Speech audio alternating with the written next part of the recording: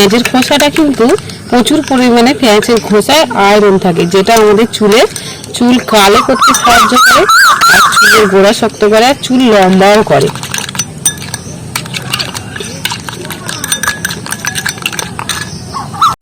Hello বন্ধুরা, সবাইকে নমস্কার। সুনন্দা ভিলেজ স্টোরি সবাইকে স্বাগত জানিয়ে আজকের আপনাদের কাছে শেয়ার করব। সেটা হচ্ছে পুরাতন দিনে কেমনভাবে মা কাকিমারা শ্যাম্পু তৈরি করতো, সেই পদ্ধতি আপনাদের কাছে শেয়ার করব।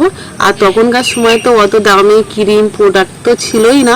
এইভাবে এই শ্যাম্পুটা ব্যবহার করলে মাথার চুল 7 দিনে হবে লম্বা, চুল হবে ঝকঝকে, একদম মসৃণ হবে। আর এটা দেখো, আর যারা ইউটিউব থেকে দেখছো তারা please subscribe, like, comment, share অবশ্যই করো। ফেসবুক পেজটিকে অবশ্যই ফলো করো। দিয়ে দেবো পেঁয়াজের খোসা, আর শুকনো কড়াইতে পেঁয়াজের খোসাটা কালো করে ভেজে নেব।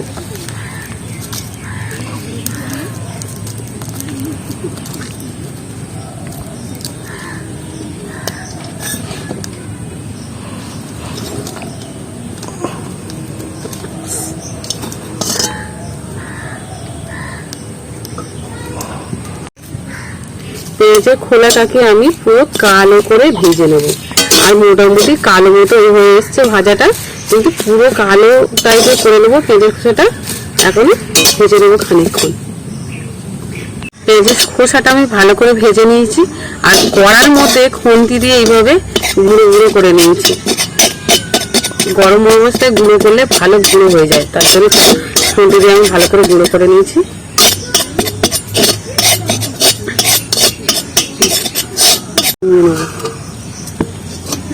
আর দুটো পেঁয়াজের খোসা নিয়েছি, আর দুটো পেঁয়াজের খোসা থেকে কত সামান্য পেঁয়াজের খোসা গুঁড়োটা হয়েছে দেখুন। এবার এটা দিয়ে দেবো শ্যাম্পুর মধ্যে।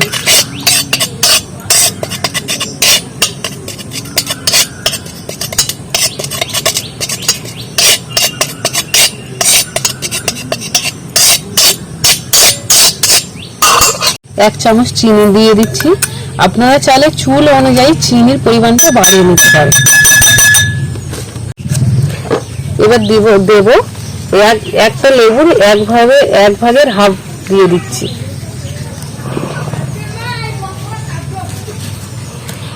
আর লেবুর রসটা একদম বাটিতে দিয়ে দেবো, একদম চিনির মধ্যে দিয়ে দিচ্ছি।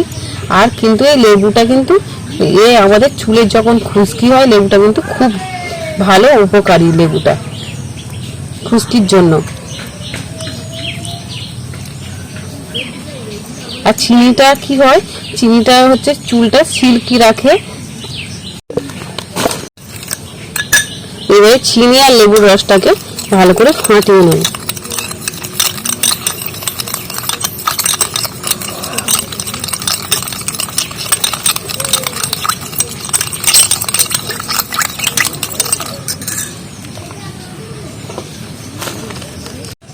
এবার দিয়ে দেবো শ্যাম্পু, যে 1 টাকা পাতা সেই শ্যাম্পু নিয়েছি।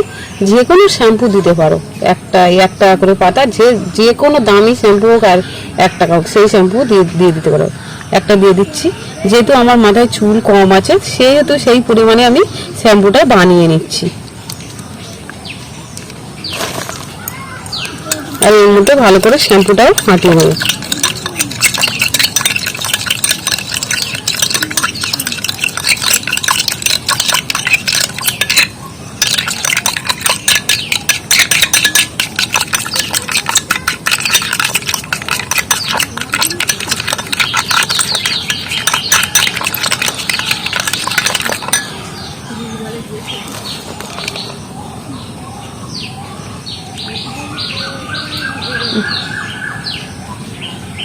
এবার 2 ঘন্টা ধরে আমি চালটা ভিজিয়ে দিয়েছি, আর চালটা কতটা ফুলে গেছে। আর এই চালের জলও দিয়ে দেবো।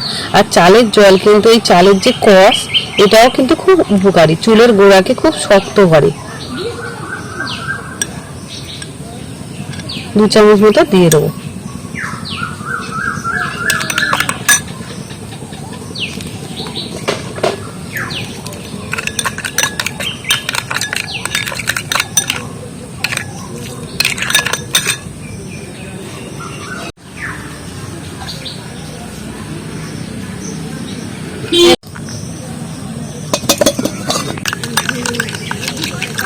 আর এই পেঁয়াজের খোসাটা কিন্তু প্রচুর পরিমাণে পেঁয়াজের খোসায় আয়রন থাকে, যেটা আমাদের চুল কালো করতে সাহায্য করে, আর চুলের গোড়া শক্ত করে, আর চুল লম্বাও করে।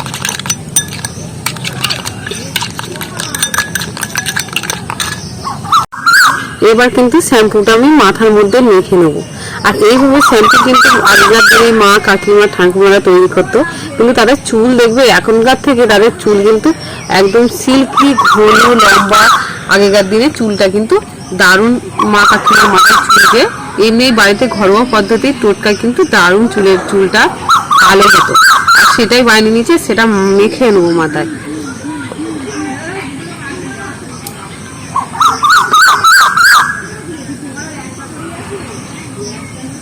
এইভাবে চুলের গোড়ায় দিয়ে দেবো।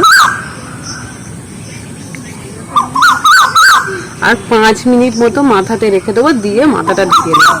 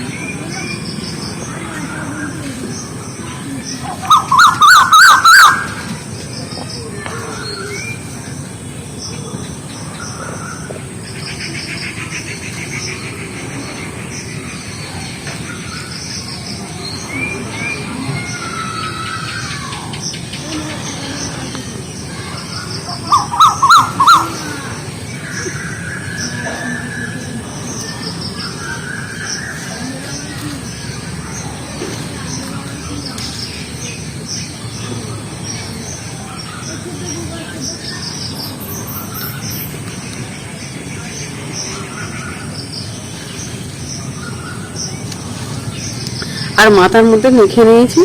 আর দারুণ কিন্তু থেকে একটা সেন্ট বাড়াচ্ছে, দারুণ। আর যারা আমার ইউটিউব থেকে দেখছো প্লিজ সাবস্ক্রাইব আর কমেন্ট লাইক অবশ্যই করো, ফেসবুক পেজটিকে ফলো করো।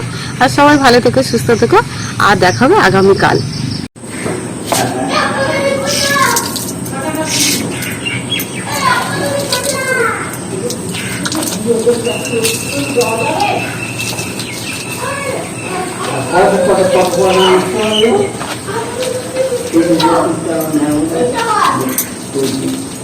মাথার চুলটা ধুয়ে নিচ্ছি 5 মিনিট পরে।